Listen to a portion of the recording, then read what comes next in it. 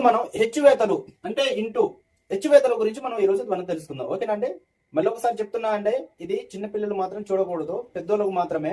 ఈ రోజు మనం హెచ్చువేతలు ఎలా, ఆ లెక్కలు ఎలా చేయడం అనేది నేర్చుకుందాం.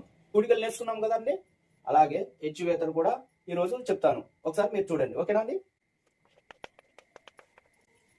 6 into 4 ఇంటూ తీసుకుందాం. ఫస్ట్ 6 4 ఇలా తీసుకుందాం. మళ్ళీ